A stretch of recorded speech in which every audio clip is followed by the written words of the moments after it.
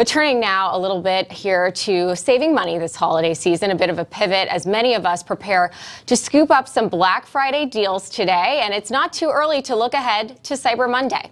Retail analysts expect this year to set new online shopping records, and consumers are still looking for those great deals. But with more shopping moving online, there are also more cybersecurity risks, more scams, and real-world issues like package theft. This morning, we're looking at how to shop smart, stay safe, and make the most of Cyber Monday. I know, I want to learn all of those things. Joining us now, Eric Cole is the CEO of Secure Anchor and a cybersecurity expert. Also with us is David Selinger, former Amazon executive and the CEO of Deep Sentinel.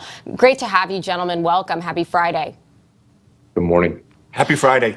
Eric, let's start with you. Cyber Monday, well, already ahead to Monday, has become the biggest online shopping day of the year. What makes it so massive, and how has it changed from what it was years ago? The reason why it's so massive is everything is available at the tip of our finger without even getting out of our pajamas. So now instead of getting up at 5 a.m., you can just basically log in and get those great deals. But you have to remember that attackers know this.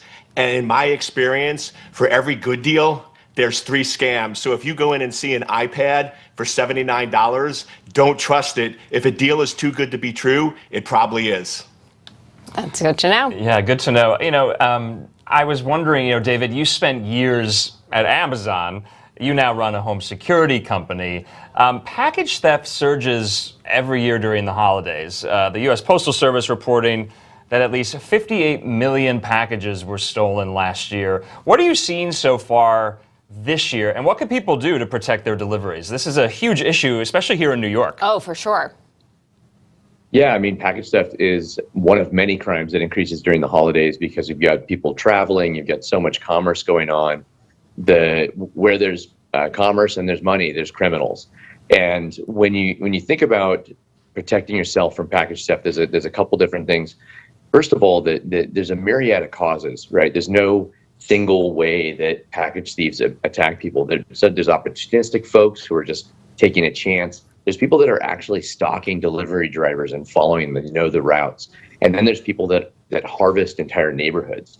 And so with that, you've got to have kind of a multi-layered solution. The first one would be basics, lighting, street visibility, what police call natural surveillance, so your neighbors can see what's going on. You've got deterrents like visible cameras or AI and monitored cameras if those are available. You've got the social things like a neighborhood watch. And then my favorite is just don't do dumb, right? I mean, I think the biggest thing is making yourself a target. People that would get a big screen TV and then leave the box out in front of their house for a long time and turn their lights off, letting people know that there's a great target here and we're not home.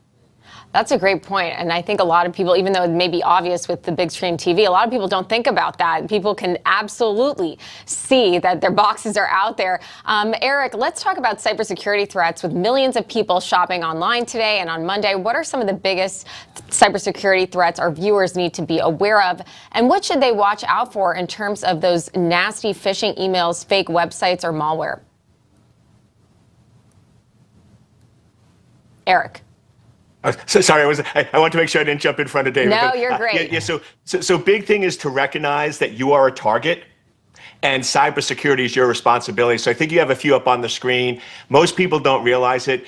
Debit cards are sort of your kiss of death. You want to avoid them at all costs. You want to really stick to your credit cards. You also want to go in, and even if you're physically shopping, attackers love putting up posters and banners with those QRC codes. We've been all trained. We love to click them. A lot of them take you to malicious links, and you want to avoid those.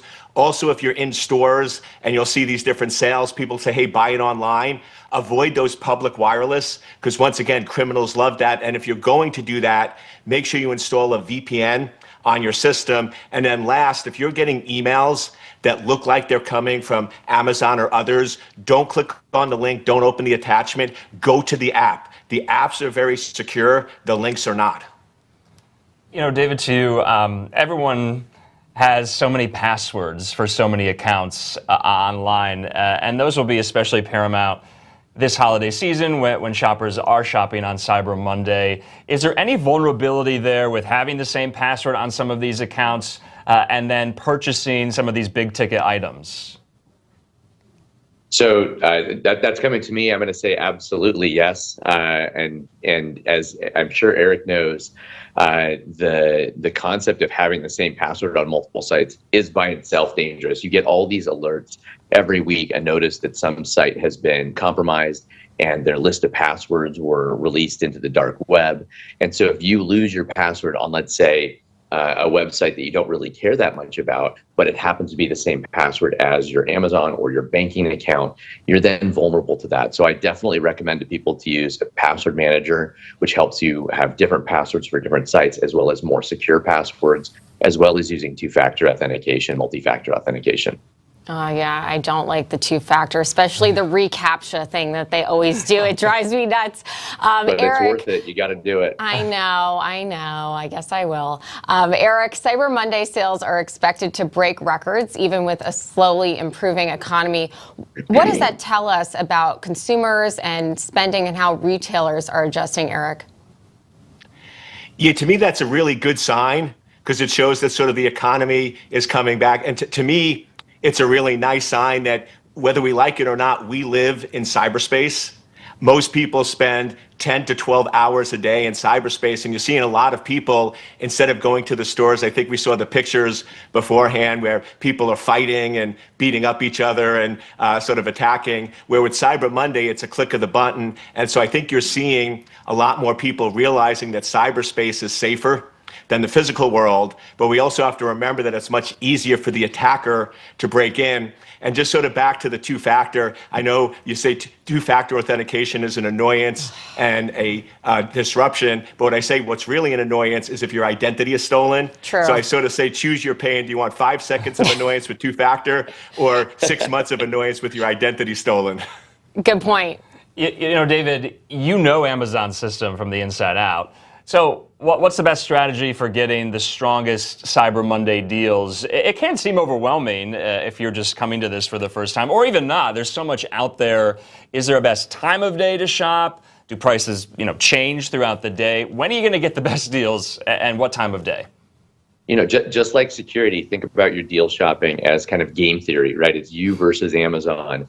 And these guys are so sophisticated about looking at your behavior, looking at the behavior of all the other shoppers, and coming up with the right times and the right deals. And it changes every year. Every year when I watch Amazon's, the deals that they're running and the timing and the specials that they run, it's different every single year. And so, I mean, the best advice I have is if you're really looking for deals, is just stay on it and keep doing it. And now, if I'm making a recommendation for you as a friend, I would say, hey, focus on what it is that you want and find deals in the areas that you want, because they will just suck you in to areas that you may not have even thought that you were interested in. Okay. Oh, sorry. I was just shopping for a second here. Christian's distracted. I'm a little right distracted now. by this segment. Getting a head start. Getting a head start. But Eric, before we let you go, quick 30 seconds, and I'll get both of you, answers from you both. What is your number one piece of advice for anyone shopping online this Cyber Monday? The number one piece of advice is use the apps, use two-factor authentication, have security software installed on your mobile devices. We think of antivirus on your endpoint, but put it on your device, and then just be super careful. Remember, you are a target, and that cybersecurity is your responsibility. Mm-hmm. Yeah, David, your take. Final thoughts. Oh, man, I think where Eric started, which is if it looks too good to be true, it is, especially as we're also cruising on these social sites where none of the ads are in any way verified. If you see an ad on Facebook or on Instagram and it looks too good to be true, it absolutely is. It may be a complete scam site that looks exactly like the manufacturers. If it looks too good to be true, it definitely is. All right. Thank you so much for these great tips. Thanks, Eric and David, and happy holidays. Happy holidays. Cheers. Cheers.